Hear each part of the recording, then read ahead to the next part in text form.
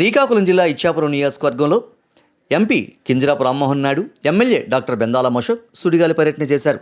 కంచిలి, కవిటి మండలాల్లో పర్యటించి పలు అభివృద్ధి కార్యక్రమాలకు ప్రారంభోత్సవాలు, శంకుస్థాపనలు చేశారు. పార్టీలో చేరికల కార్యక్రమాల్లో పాల్గొన్నారు. కవిటి మండలంలోని మాణిక్యపురం, గొండ్యాలపుట్టుక గ్రామాలలో టీడీపీలోకి భారీ చేరికలు జరిగాయి. టీడీపీలోకి చేరిన వారికి టీడీపీ కండువాలను కప్పి వారు ఆహ్వానించారు. ఈ సందర్భంగా MP Rammohan Naidu, MLA doctor Bendalam Ashok మాట్లాడుతూ టీడీపీలోకి భారీ సంఖ్యలో గ్రామస్తులు చేరడం ఆనందదాయకమన్నారు. వైఎస్ జగన్ ప్రభుత్వం తీరుపై తీవ్ర విమర్శలు చేశారు. అంతకుముందు భారీ బైక్ ర్యాలీతో ఎంపీ, ఎమ్మెల్యేలకు టీడీపీ శ్రేణులు ఘనంగా స్వాగతం పలికాయి. ఈ కార్యక్రమంలో జనసేన ఇన్ఛార్జ్ దాసరరాజు, నియోజకవర్గంలోని టీడీపీ ముఖ్య నేతలు, కార్యకర్తలు భారీ సంఖ్యలో పాల్గొన్నారు.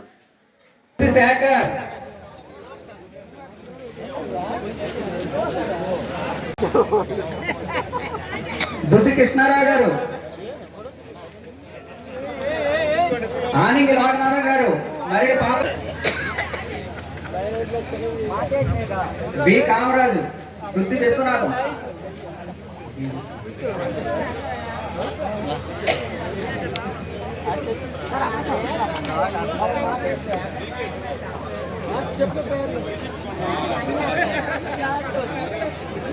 బైరెడ్లి శివ.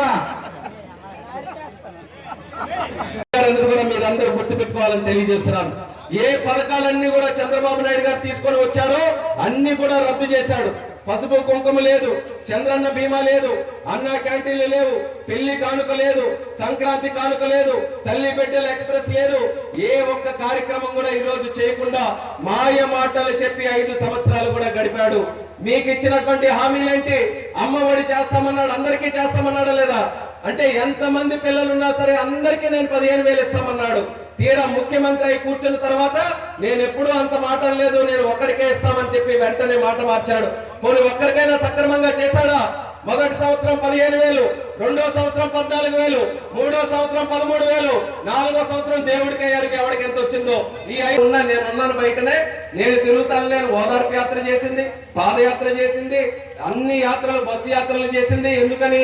అన్న మీద ప్రేమ తోడ పుట్టింది కాబట్టి అన్నను ముఖ్యమంత్రి చేయాలి, ఒక చెల్లిగా నా వంతుగా సహకరించాలని ఆ రోజు షర్మిలమ్మ తిరిగింది. ఎక్కడి వరకు కూడా వచ్చింది, మీ అందరికీ కూడా చాలా మంది కలిసింది. ఈ ప్రాంతంలో కూడా ఆ రోజు చూసాం.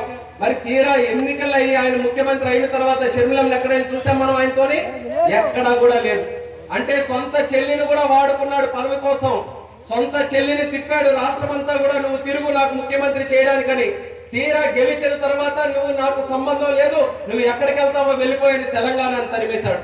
తెలంగాణ తరిమేస్తే అక్కడ ఒక పార్టీ పెట్టుకొని కొన్ని రోజులు ఉండింది.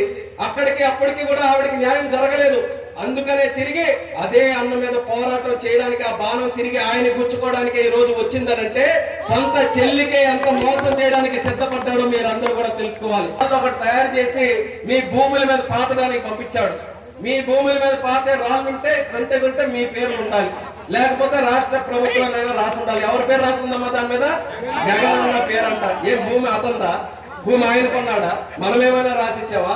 జగన్ అన్నని రాసుకొని పెద్ద పెద్ద గ్రానైట్ రాళ్ళు మన దీంట్లో పాతున్నాడు. అంతటితో ఆగల. పాస్బుక్లు ఉన్నాయి, పాస్బుక్లో ఎవరి ఫోటో ఉంటుంది? మనది కాదు. భూమి మంది అయితే మంది తర్వాత వస్తుంది. మన తండ్రి మనకిస్తే మన తండ్రి ఫోటో లేదు, మన చెల్లి ఫోటో లేదు, అక్క ఫోటో లేదు, బాబు ఫోటో లేదు, భరితి ఫోటో లేదు, ఎవరిది లేదు. జగన్మోహన్ రెడ్డి ఫోటో పెట్టుకున్నాడు. ఎందుకని? మీకు బిడ్డ బిడ్డ అంటున్నాడు కదా, వాస్తులో మరి వాటా అడగకపోతే బిడ్డ ఏ బిడ్డ మాది?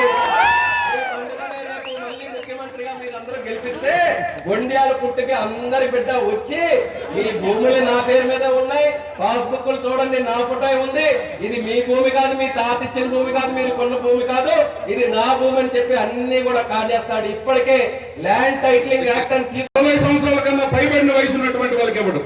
ఏమమ్మా 45 సంవత్సరాల కింద ఉన్నటువంటి అమ్మాయిలు, మరి ఆడపిల్లలు కారా అమ్మా? వాళ్ళ పొదుపు సంఘాల్లో మరి వాళ్ళు పొదుపు చేయట్లేదా? ఒకసారి చెప్పండి మీరే. మరి 60 సంవత్సరాలు దాటినటువంటి ముసలి వాళ్ళకి అవసరాలు ఉండవా? వాళ్ళకి కుటుంబం సరిగ్గా చూసుకుంటుందా? వాళ్ళ అవసరాల కోసం దాచుకున్నటువంటి పొదుపు డబ్బులకు ఇవ్వకపోతే ఈ మహిళలు ఏమవుతారు? అలాగే ఈరోజు అమ్మఒడి అనే ఒక కార్యక్రమం తీసుకొచ్చాడు.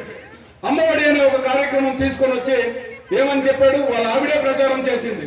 అమ్మ ఇంట్లో ఎంతమంది పిల్లలు ఉంటే వాళ్ళందరికీ కూడా అమ్మఒడి ఇస్తాను అని చెప్పి మరి గట్టిగా ఆ రోజు ప్రకటించినప్పుడు జగన్మోహన్ రెడ్డి ఈరోజు ఎంతమందికి ఇస్తున్నాడు? ఇంట్లో ఒక్కరికి ఇస్తున్నాడు. అది కూడా ఎంత 13,000, కొంతమందికి 9,000, కొంతమందికి 11,000, కొంతమందికి అసలు దొరకట్లేదు. నుంచి ఆ రోడ్డు మీద తిరుగుతుంటే ఈ రోజు శిలాఫలకం ఓపెన్ చేసి ఇదేదో మా ఘనత అని చెప్పుకునే దౌర్భాగ్య పరిస్థితిలో వాళ్ళు ఉన్నారు. ఇంకా దరిద్రం ఏంటంటే ఆవిడ పరిస్థితి కూడా తెలియదు. ఒక జెడ్పీటీసీ అదృష్టానికి నా మీద ఓడిపోవడం వల్ల జెడ్పీ చైర్మన్ అయింది, సంతోషం, తప్పని మనం అన్నడం. అదృష్టం ఉండాలి రాజకీయాలు. అయితే మొన్న ఈ మధ్యన ఎప్పుడో ఒక రోజు ఢిల్లీ వచ్చి ఒక కాగితం ఎవరికి ఇచ్చిందో మరి డిఆర్ఎన్ అంటే మరి ఆ స్థాయి కన్నా పెద్ద వాళ్ళకి ఎవరికి ఇచ్చారో నాకు తెలియదు. ఎంపీ గారు 4 సార్లు నేనే భువనేశ్వర్లో 2 సార్లు ఆయనతో కూర్చున్నాను. ఆయన పాపం అనేక సందర్భాల్లో మాట్లాడి చాలా కష్టపడి ట్రైన్ తీసుకొని వస్తే ఎంపీ గారు శ్రీకాకుళంలో ఉన్నారు, నేను ఇచ్చాపురంలో ఉన్నాను, నాకు కంచిలో ట్రైన్ ఎక్కిపోయి ఇచ్చాపురం వరకు వెళ్ళిపోయింది, ఏదో మేము తెచ్చాము అని చెప్పేది. అంటే ఎవరు పప్పుడిన పిల్లలు మనం ముట్లాడుతున్నాం, ఏంటి ఈ పద్ధతి? ఆలోచించుకోవాలి కదా అందరూ. ఈరోజు రాష్ట్రంలో మనం చేసినటువంటి కార్యక్రమాలు ఏంటి? నిజంగా అభివృద్ధి మనం చేశామా? అభివృద్ధి అంటే ఏంటి? నిజంగా ఒకసారి ఆలోచించుకోవాలి కదా అందరూ కూడా. ఈరోజు రాష్ట్రంలో జరుగుతున్నటువంటి పరిస్థితులు చెప్తున్నాను. ఎవరైనా అభివృద్ధి అంటే ఏంటి? ఇప్పుడు రామ్మోహన్ నాయుడు గారు, ఇప్పుడు రాజు గారు ఒక మాట చెప్పారు. ఎర్రన్నాయుడు గారు ఉద్దానం ప్రాజెక్ట్ అనే మహత్తరమైనటువంటి ప్రాజెక్ట్ తీసుకొని వచ్చి మన జిల్లా